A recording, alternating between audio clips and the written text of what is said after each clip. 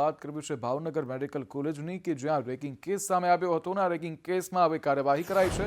Ragging કરનાર 4 વિદ્યાર્થીઓને suspend કરવાનો નિર્ણય લેવામાં આવ્યો છે। એન્ટી રેગિંગ કમિટીની મળેલી બેઠકમાં આ નિર્ણય લેવાયો છે। 3 વિદ્યાર્થીઓનું અપહરણ કરાવવામાં આવ્યું હતું। અપહરણ અને રેગિંગ સર્ટિફિકેટ ના આપવા માટે નિર્ણય કરાયો છે। જે મારામારીની ઘટના ઘટી છે ઇન્ટર્ન્સ સ્ટુડન્ટના વચ્ચે એના બાબતે અમે અત્યારે એક મીટિંગ કર્યા એન્ટી રેગિંગ કમિટી જેમાં 11 મેમ્બર હાજર હતા એન્ટી રેગિંગ કમિટી મીટિંગમાં। એમાં આ નિર્ણય લેવામાં આવ્યું છે કે જે 4 વિદ્યાર્થી છે જેના અગેન્સ્ટ એને આરોપ છે કે એને તાત્કાલિક રીતે સસ્પેન્ડ કરવામાં આવે છે અને એનું અત્યારે એટ પ્રેઝન્ટ સર્ટિફિકેટ અમે વિથહોલ્ડ કરીએ છીએ। એન્ટી રેગિંગની ઘટના છે કેમ કે એક વિદ્યાર્થી બીજા વિદ્યાર્થીને માર્યા તો આ રેગિંગમાં આવે। વડોદરામાં ભાજપની નગરસેવિકા ભાન ભૂલ્યા છે। છૂટા હાથે ભાજપની નગરસેવિકાએ ટ્રેક્ટર ચલાવ્યું છે। મહિલા દિવસે મહિલા નગરસેવિકાને સુરાતન ચડ્યું। વોર્ડ નંબર 15ના નગરસેવિકા સ્નેહલ પટેલ જે છે તે દેખાઈ રહ્યા છે સ્ક્રીન પર, જેમાં તેઓ ટ્રેક્ટર ચલાવી રહ્યા છે અને એ પણ છૂટા હાથે, એટલે કાયદા અને વ્યવસ્થાના તમામ નિયમો નેવે મૂકી અને તેઓ આ સ્ટન્ટ કરતા નજરે પડ્યા છે।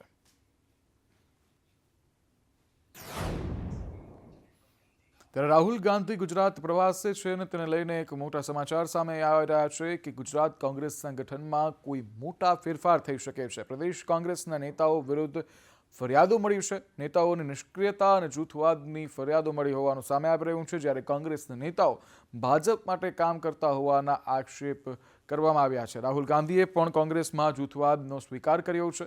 કાર્યકર્તા સંમેલનમાં રાહુલ ગાંધીનું સ્ફોટક નિવેદન પણ સામે આવ્યું। તેઓએ કહ્યું કે ભાજપ માટે કામ કરતા લોકોને કાઢી મુકાશે। ટોચના નેતાઓને ગંભીર બની કામ કરવા માટે સૂચના આપી રહ્યો છું। જનતા વચ્ચે ન જતા નેતાઓને સાઇડ લાઇન કરવામાં આવશે।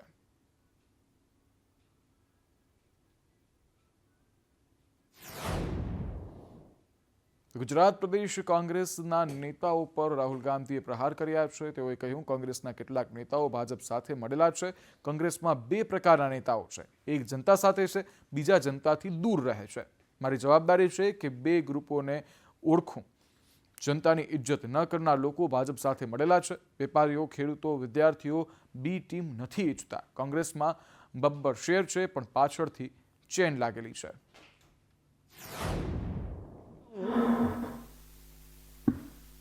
सिर्फ कांग्रेस पार्टी के लिए नहीं आया हूं। मैं गुजरात के युवाओं के लिए, गुजरात के किसानों के लिए,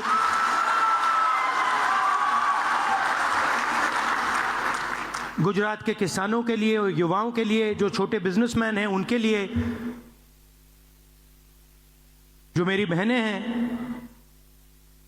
उनके लिए आया हूं। कांग्रेस पार्टी में नेताओं की कमी नहीं है। District level, block level, senior level नेता हैं,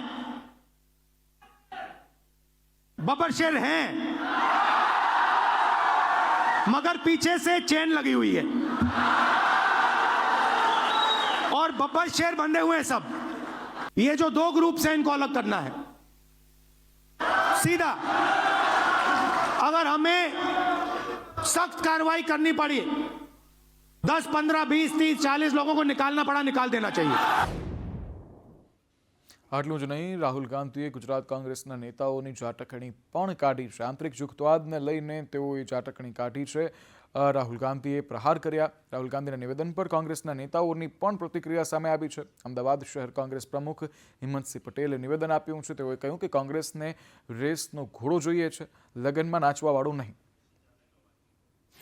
રાહુલ ગાંધીએ તેમની 2 દિવસની મુલાકાત દરમિયાન વાસ્તવિકતા સ્વીકારી છે અને કહ્યું છે કે હજુ પણ કોંગ્રેસમાં એવા નેતાઓ છે કે જે ભાજપનું કામ કરી રહ્યા છે। આપણી સાથે સાંસદ ગનીબેન ઠાકોર છે। ગનીબેન, રાહુલ ગાંધીએ આજે વાસ્તવિકતા સ્વીકારી છે અને કહ્યું છે કે આવા નેતાઓને દૂર કરવા પડશે, શું કહેશો? જાહેર સ્ટેજ ઉપરથી જ આજે કાર્યકર્તાઓને સંબોધતા રાહુલજીએ જ્યારે કહ્યું હોય ત્યારે એમને એમ કહ્યું કે ચૂંટણી જીતવું એ મારું વિઝન નથી, પણ પક્ષમાં રહીને જે પક્ષને નુકસાન કરતા હોય, વ્યક્તિને નુકસાન કરતા હોય, એના કરતાં અનેક ગણું ગુજરાતની પ્રજાને નુકસાન થાય છે કે જે વર્ષોથી કોંગ્રેસ સાથે સંકળાયેલી છે. એક વાત ચોક્કસ છે કે ભારતીય જનતા પાર્ટી એ લોકપ્રિયતા માટે થઈને નથી જીતતી, કામો થકી નહીં જીતતી, પણ સામદામ દંડ ભેદની રાજનીતિ જે કરોડો અરબો રૂપિયા જે તમામ ક્ષેત્રની અંદર જે ખર્ચવાના હોય એ ખર્ચીને સત્તા સ્થાને આવે છે. એ આવનાર સમયની અંદર આ જે વાત છે એનાથી કોંગ્રેસના કાર્યકરોનું મનોબળ વધશે અને ઉમેદવારોમાં પણ ક્યાંક ને ક્યાંક વાતનો અહેસાસ થશે કે કોંગ્રેસ હવે એકજૂટ થઈને પાર્ટીનું કામ કરશે. રાહુલ ગાંધીએ જે સંદેશો આપ્યો છે, જે વાત કરી છે, પણ 2 દિવસથી રાહુલ ગાંધી જે ગુજરાતમાં છે અને ગુજરાતના નાનામાં નાના પાયાના કાર્યક્રમમાં એક જોમને જુસ્સો આવ્યો છે. આવનાર સમયની અંદર કોંગ્રેસ ગુજરાતની અંદર ખૂબ મજબૂતાઈથી. ચોક્કસ સાચી વાત છે કે જે લોકો ઇલેક્શનની અંદર બે ધારી તલવાર પર કામ કરતા હોય છે અને જ્યાં સારું લાગે ત્યાં સેટલમેન્ટમાં કામ કરતા હોય છે અને ચોક્કસ એવા નેતાઓની હકાલપટ્ટી કરવી જોઈએ. એટલે રાહુલ ગાંધી બહુ સ્પષ્ટ વાતને માને છે કે જે લોકોને કામ કરવું છે નિષ્ઠાથી, कर्मठताથી એ કોંग्रेसમાં काम करे. અને कि अगर राहुल जी तक वो मैसेज पहुंचा है तभी राहुल जी ने कहा है. कल विस्तारित रूप से सभी लोगों से बातचीत की है और जो भी उन्हें समझ में आया है और चीज़ उनकी जानकारी में है, मुझे लगता है ऐसा कुछ हो रहा हो तो उस पर कार्रवाई. તો નવસારીમાં લખપતિ દીદી સન્માન કાર્યક્રમ યોજાયો. લખપતિ દીદી સંમેલનમાં પીએમ મોદીજીએ સંબોધન પણ કર્યું. પીએમ મોદીએ જી સફલ અને જી મૈત્રી યોજના લોન્ચ કરી. મહાકુંભમાં મા ગંગાના આશીર્વાદ મળ્યા હોવાનું પણ તેઓએ નિવેદન આપ્યું. સાથે જ કહ્યું કે આજે માતૃશક્તિના મહાકુંભમાં આશીર્વાદ મળ્યા છે. आर्टिकल 370 की दीवार गिरने के बाद जम्मू कश्मीर में भी महिलाओं को वो सारे अधिकार मिले हैं जो भारत की बेटियों को, बहनों को मिलते. गुजरात की इस धरती से मैं सभी देशवासियों को, देश की सभी माताओं बहनों को महिला दिवस की शुभकामनाएं भी देता हूं. आज यहां गुजरात सफल और गुजरात मैत्री इन 2 योजनाओं का शुभारंभ भी हुआ है.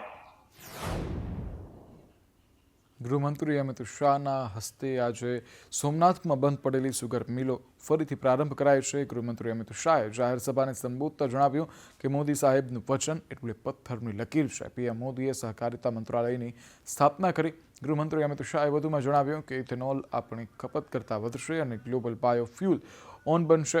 આ સુગર મિલોથી 10,000 ખેડૂતોને ફાયદો થશે. કે આ કોડીનાર સુગર મિલની અંદર 2002માં ગુજરાત ગૌરવ યાત્રા લઈ નરેન્દ્રભાઈ આયા ત્યારે હું નરેન્દ્રભાઈ ને દિલીપભાઈ ત્રણે આખી રાત આ સુગર મિલમાં રોકાયા હતા અને પછી સુગર મિલ બંધ થઈ ગઈ. જેટલી વાર હું કોડીનાર આવું, કોડીનારના ખેડૂતો પકડે કે હવે આનું કંઈક કરો. નરેન્દ્રભાઈએ પણ વચન આપ્યું અને ભાજપાના બધા કાર્યકર્તાઓએ વચન આપેલું અને મોદી સાહેબનું વચન એટલે પથ્થર પરની લકીર. આજે મોદી સાહેબનું વચન પૂરું થવા જઈ રહ્યું છે. ये चैलेंज हमने एक्सेप्ट किया है और 1/11/25 1 नवंबर 2025 को ये फैक्ट्रियां चालू हो जाएंगी. इस 6 महीने के समय में, 7 महीने के समय में हम लोग इसका पूरी तरह से कायाकल्प कर देंगे. ભાવનગરમાં બેંક ભરતીમાં કૌભાંડનો આક્ષેપ કરાયો છે. વિદ્યાર્થી નેતા યુવરાજસિંહ જાડેજાએ આક્ષેપ લગાવ્યા છે. ડિસ્ટ્રિક્ટ કોઓપરેટિવ બેંક ભરતીમાં કૌભાંડનો તેઓએ આક્ષેપ કર્યો છે. ભરતીમાં સગા સંબંધીઓને નોકરીએ લીધા હોવાનું યુવરાજસિંહનું કહેવું છે. અમદાવાદ ખાતાની પરીક્ષા લેવામાં આવી હતી, પરંતુ અજીબ વાત એ અમારા સામે આવી છે કે આ ભાવનગર ડિસ્ટ્રિક્ટ કોઓપરેટિવ બેંકની અંદર જે ભરતી થવાની છે એ ભરતીમાં અમને આશંકા છે કે આમાં સગાવાદ, ઓળખાણવાદ અને પરિવારવાદના જે લોકો છે એ જ લોકો લાગવાના છે અને આની અંદર પહેલેથી એ સીટ જે છે એ સીટ ડિસાઇડ થઈ ગયેલી છે કે કોને કઈ રીતે ભરતીમાં લેવા. તેમાં અમને જે માહિતી છે એ માહિતી પ્રમાણે 2 ડાયરેક્ટરના જે દીકરા છે, 2 જનરલ મેનેજરના ભત્રીજા છે, 1 ડાયરેક્ટરના ભત્રીજા છે, ધારાસભ્યના બહુ નજીકના કહી શકાય એવા ભાણિયા છે અને વર્તમાન જનરલ મેનેજર બનાવવામાં જેને મદદ કરી હતી એના પણ ભત્રીજાને આમાં લેવાના. એટલે ખૂબ ઓળખાણવાદ અને પરિવારવાદના લોકોને આમાં ક્યાંક ને ક્યાંક સુનિયોજિત રીતે ગોઠવણ કરી અને લેવામાં આવતું હોય એ પ્રકારની ભરતીમાં આક્ષેપો સામે આવ્યા છે. અને મહેસાણાના ઢોરિયા ગામે હિટ એન્ડ રનની ઘટના સામે આવી. ડમ્પર ચાલકે રાહદારી વૃદ્ધ મહિલાને ટક્કર મારી દીધી. અકસ્માતમાં 72 વર્ષીય મોંઘીબેન ઠાકોરનું મોત નીપજ્યું. અજાણ્યો ડમ્પર ચાલક હતો જે અકસ્માત કરી અને ફરાર થયો છે. જ્યારે કડી પોલીસે સમગ્ર મામલે ગુનો નોંધી અને વધુ કાર્યવાહી હાથ ધરી છે. ગાંધીનગરમાં મંદિરો તોડવા માટે મનપાએ નોટિસ મોકલી છે. મનપાએ 27 મંદિરો દૂર કરવા માટેની નોટિસ પાઠવી છે. મંદિરોને નોટિસ મળતા વિરોધનો વંટોળ જે છે તે શરૂ થયો છે. કાર્યવાહી થશે તો હિન્દુ સંગઠનોની આંદોલનની ચીમકી છે. વીએચપી અને બજરંગ દળ સોમવારે નોટિસ મુદ્દે બેઠક કરશે. મંદિરના ટ્રસ્ટીઓ, પૂજારીઓ સાથે બેઠક કરવામાં આવશે. સીએમ તથા પ્રભારી મંત્રી હર્ષ સંઘવીને પણ રજૂઆત કરાશે. જે મંદિરોને નોટિસો આપેલી છે એ મંદિરોનું ટોટલ લિસ્ટ લઈ અને અમે હર્ષભાઈ સંઘવી સાહેબને તેમજ ભૂપેન્દ્રભાઈને, આપણા સીએમ ભૂપેન્દ્રભાઈને મુલાકાત કરવાના છીએ. તો તમે આ મંદિરોને જે નોટિસો આપેલી છે એ મંદિરોને કાયમી ધોરણે અહીંયા પોતાના આ સ્વતંત્ર મંદિર કરી આપવા માટે અથવા તો તમને જે મંદિરો અડચણરૂપ લાગે છે એવા મંદિરોને અમને નવી જગ્યા આપીને શિફ્ટ કરી આપવા માટે અમે એમની જોડે રજૂઆત કરીશું. એનો સારી રીતનો નિર્ણય આપવામાં આવશે એવો અમને વિશ્વાસ છે. પણ જો એવું નહીં કરવામાં આવે તો બજરંગ દળ દ્વારા ભવ્યથી ભવ્ય આંદોલન કરવામાં આવશે. ગુડા તરફથી, મ્યુનિસિપાલિટી તરફથી છેલ્લા 15 દિવસમાં તોડવા માટે અમને વારંવાર નોટિસો આપવામાં આવી છે. અમારી નમ્ર વિનંતી એ છે આ મંદિરને મંદિર ન ગણતા એક સામાજિક સ્થળ ગણે અને અમને આ જગ્યા માટે જરૂરી કાર્યવાહી કરી અમને.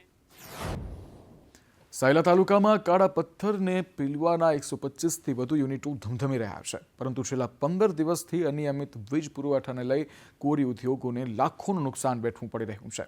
બ્લેક ટ્રેપ મટીરિયલની માંગ સામે વીજ ધાંધિયાથી પૂરતું ઉત્પાદન ન થતા ઉદ્યોગકારોમાં રોષ જોવા મળ્યો છે. વીજ કચેરીમાં હાજર અધિકારી સમક્ષ આક્રોશ વ્યક્ત કરી સમસ્યાનું નિવારણ લાવવા માટે પણ અનેકવાર રજૂઆત કરવામાં આવી. ત્યારે કોરી માલિકોની રજૂઆત બાદ નાયબ ઇજનેર દ્વારા ઉદ્યોગમાં સર્જાયેલી વીજ સમસ્યાનું ટૂંક સમયમાં નિરાકરણ લાવવાની હૈયાધારણા આપવામાં આવી છે. અને લગભગ 50% ઉપર તો એસટી કનેક્શન છે, તો એમાં ટ્રિપિંગ આવું જ ન જોઈએ એના માટેની રજૂઆત કરવા આવ્યા હતા. અને સાહેબ વારંવાર કલેક્શન માટે અમને બહુ વી કરે તો ટ્રિપિંગની તો વ્યવસ્થા કરવી પડે ને એ લોકોને, કે અમારે આ ટાઈમે બધું કરી દેવું પડે.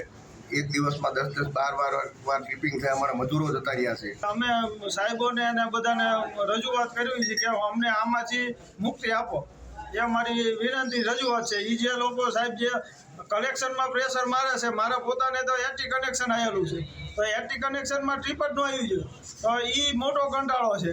એટલે અમને આમાંથી કંઈક અમારો અલગ વિભાગ કરો, અમને કંઈક અલગ લાઈન દોડાવો, તમારી પાસે સ્ટાફ ન હોય તો પૂરતો સ્ટાફ આપો અને અમને આમાંથી મુક્તિ આપો. જે લોકો તેની રજૂઆત કરવા આવેલા અને એની રજૂઆતનું સુખદ નિરાકરણ આવેલ છે તે લોકોની રજૂઆત અનુસાર તેઓને એક એમના કોરીના જેટલા કનેક્શન છે એમના માટે એક માણસ ફાળવવાની વ્યવસ્થા કરવાનું કીધેલ છે, જે આપણે સ્વીકારેલ છે. અને જે કાલે જે ટ્રિપિંગને આવેલા છે એમાં જરૂરિયાત પડી આપણે વીજ પુરવઠો બંધ કરવામાં આવેલ છે અને અકસ્માતની સેફટીના અનુસંધાને આપણે વીજ પુરવઠો બંધ કરવામાં આવેલ છે.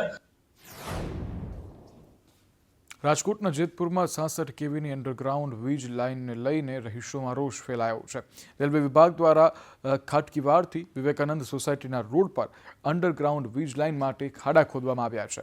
અહીં ચોમાસા દરમિયાન 4 માસ ઘૂંટણસમાં પાણી રહે છે, જેથી લોકોને જાનહાનિ થવાની શક્યતા રહેલી છે. આ સમગ્ર મામલાને લઈ રહીશો ભેગા મળી અને મામલતદારને આવેદનપત્ર પહોંચાડવા માટે પહોંચ્યા હતા. એવી સરકારશ્રીને મારી અપીલ છે કે આ 66 કેવી લાઈન જે અહીંથી જઈ રહી છે તે આ રોડ ઉપર બહુ ભયજનક છે, કારણ કે આ ગેસની લાઈન પણ બાજુમાં છે અને ગેસની લાઈનને 66 કેવી જે બે ભેગી થાય તો બહુ ઓલું કહેવાય કે આ રોડ પર કમસે કમ 4 તો સ્કૂલ છે અને બાળકો અવારનવાર અહીંથી જઈ રહ્યા છે, પણ જ્યાં ખાડા ખોદીને વયા ગયા છે અને 2 મહિનાથી તો આ ખાડા એમને પડ્યા છે, કોઈ આનું કાંઈ કરતું નથી, કારણ કે કેટલા તો છોકરાની અંદર પડીને લાગી ગયું છે, એવું પણ બન્યું છે. પણ હવે એવી મારી સરકારશ્રીને અપીલ છે કે આ 66 કેવી લાઈન છે એને ક્યાંય બીજે ટ્રાન્સફર કરે એવી મારી અપીલ છે. 66 કેવીની લાઈનની હારે સાહેબ અહીંયા ગેસની લાઈન છે, ભોગર ગટર મેન લાઈન છે, પછી અમારા એરિયાની પાણી લાઈન છે. હવે જો આમાં 66 કેવી હોય તો આ શું હાલત થાય એરિયાની, એ તો તમને પણ ખ્યાલ હશે કે નાનું એવું ઘરે ખાલી પાવર આપણે હોય છે, એનો ઝટકો આપણે લાગે તો માણસ મરી જાય છે. તો આ 66 કેવી પાણી અને ગેસ ભેગું થાય તો આ એરિયાની હાલત શું થાય અને કેટલું ગંભીર થાય, એના માટે અમે આવેદનપત્ર દેવામાં આવ્યું છે. અમદાવાદમાં પોલીસ દ્વારા એક ખાસ કાર્યક્રમ યોજવામાં આવ્યો. આંતરરાષ્ટ્રીય મહિલા દિવસ નિમિત્તે કાર્યક્રમમાં શહેર પોલીસ દ્વારા મહિલાઓનું સન્માન કરાયું. કમિશનર GS મલિકની હાજરીમાં આ કાર્યક્રમ જે છે તે યોજવામાં આવ્યો હતો. મેયર, ધારાસભ્ય સહિતના અનેક જે લોકો જે છે તે કાર્યક્રમમાં જોડાયા હતા. શી ટીમની મહિલા પોલીસ કર્મીઓને સર્ટિફિકેટ અપાયા. મહિલા પોલીસ અને નર્સિંગ સ્ટાફનું સન્માન કરાયું. આજના દિવસે સંદેશ મારો આપણી બહેનોને અને આંતરરાષ્ટ્રીય એ સંદેશ આપવા માંગીશ કે દરેક સ્ત્રી એક શક્તિનું સ્વરૂપ છે. દરેક સ્ત્રીમાં રહેલી એ સ્ત્રી શક્તિને હું અહીંયાથી નમન કરું છું. પોતાનામાં રહેલી એ શક્તિને જાણો, એને એક શાર્પન કરો અને કોન્ટ્રીબ્યુટ ટુ ધ સોસાયટી. એ રીતે કોઈ પણ એક પ્લેટફોર્મ ચૂઝ કરી તમે આજે ઘરે છો તો ઘરમાં પણ આપી શકો છો અને ફિલ્ડમાં છો તો ફિલ્ડમાં પણ પોતાની એ શક્તિ દ્વારા પોતે સર્વ કરી શકો છો. એ માટે થઈને આજે હું તમામને એક આહ્વાન કરું છું. તો આંતરરાષ્ટ્રીય મહિલા દિવસ નિમિત્તે ભુજમાં BSF દ્વારા હથિયાર પ્રદર્શન યોજાયું હતું, જેમાં BSFની મહિલા કેવી રીતે સરહદ પર દેશની સુરક્ષા કરે છે તેનો પરિચય કરાવાયો હતો. આ સાથે જ BSF દ્વારા ઉપયોગમાં લેવામાં આવતા વિવિધ હથિયારોનું પણ પ્રદર્શન યોજાયું હતું, જેમાં જવાનો દ્વારા ઉપયોગમાં લેવામાં આવતા અત્યાધુનિક હથિયારો જેવા કે AK-47, સ્નાઇપર ગન તમામનો સમાવેશ થાય છે.